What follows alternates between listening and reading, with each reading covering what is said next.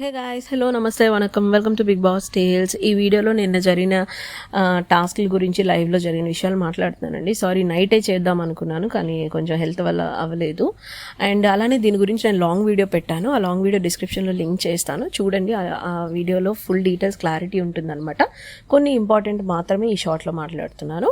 So let's dive in to the video. So ఈ వీడియోలో నేను కళ్యాణ్ పగడాల గురించి మాట్లాడుతున్నాను. ఓ మై గాడ్, నిన్న లైవ్ ఏదైతే జరిగిందో, ఈ టాస్క్ ఏదైతే ఉందో, ఈ నెక్స్ట్ లెవెల్స్ ఆఫ్ ఛాలెంజెస్ అని బిగ్ బాస్ చెప్పాడో, this is designed for Kalyan అని నాకు అనిపించింది. బికాస్ ఇన్ని రోజులుగా కళ్యాణ్ ఆడట్లేదు, అగ్ని పరీక్షలో ఉన్నట్టుగా ఇక్కడ లేడు, ఓన్లీ అమ్మాయిలతోనే మాట్లాడుతున్నాడు అన్నాడు.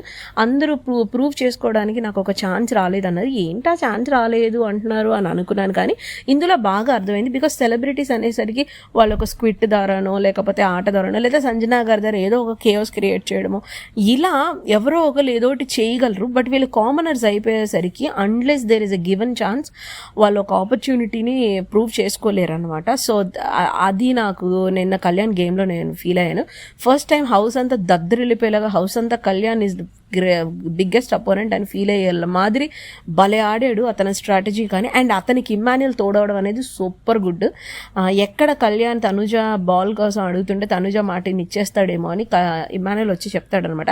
వాళ్ళిద్దరు గేమ్ వస్తే నువ్వు నన్ను కూడా చూడరు, రేపు పొద్దున మనల్ని కూడా తీసేస్తారు, కాబట్టి నువ్వు అలా ఉండొద్దు అని భలే చెప్పాడు స్ట్రాటజీ.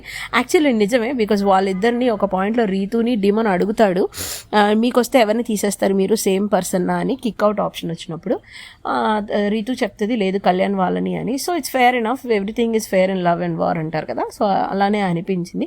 కానీ అబ్బాయి మాత్రం సూపర్ ఆడాడు. పట్టుకునే విధానంలో కానీ, నిన్న ఎవరు మన రామును పట్టుకునే విధానంలో కానీ, ఇమ్మాన్యుయల్ సంజనా గారిని ఓ మై గాడ్, సంజనా గారు she a girl man, she too good అంటే టూ గుడ్. అసలు దివ్య ఎందుకు పనికిరాదు. అసలు దివ్యని చూసి ఈ అమ్మాయి ఎంత టాల్గా ఉంది, ఆడేస్తుందేమో అని సంజనా గారు భయపడిందంటే, ఇప్పుడు ఈజీగా దివ్య నేను ట్యాకిల్ చేయగలని చెప్తుంది ఆవిడ.